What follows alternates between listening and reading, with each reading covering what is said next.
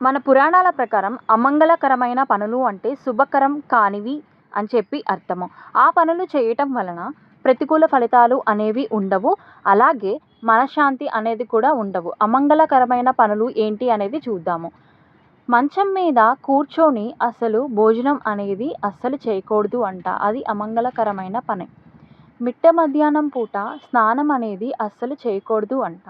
అలాగే ఒకసారి భోజనం వడ్డించిన తర్వాత ఆలస్యానికి భోజనానికి అస్సలు రాకూడదంట.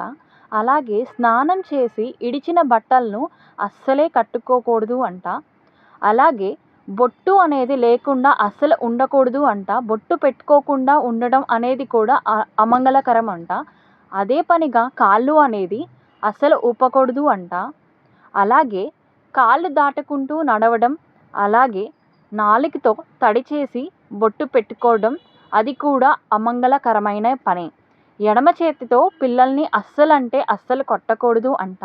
అలాగే అన్నం తింటూ వేళ్ళు చేతులు అనేది నాకటం కూడా చాలా అంటే చాలా అమంగళకరమైన పని అని చెప్తూ ఉంటారు. అలాగే మన పెద్దలని కానీ, ఇంటికి వచ్చిన వాళ్ళని కానీ, లేదంటే గురువుల్ని కానీ అవమానించటం కూడా అమంగళకరమైన పనే. అంతేకాకుండా ఇతరులకు కీడు తలపెట్టడం లేదా ఇతరులను అవమానించటం కూడా అమంగళకరమైన పనే. లేదంటే అబద్ధాలు ఆడడం లేదా నమ్మక ద్రోహం చేయటం కూడా అమంగళకరమైన పనే. పశువులను లేదా మూగజీవాలను హింసించటం కూడా అమంగళకరమైన పనే.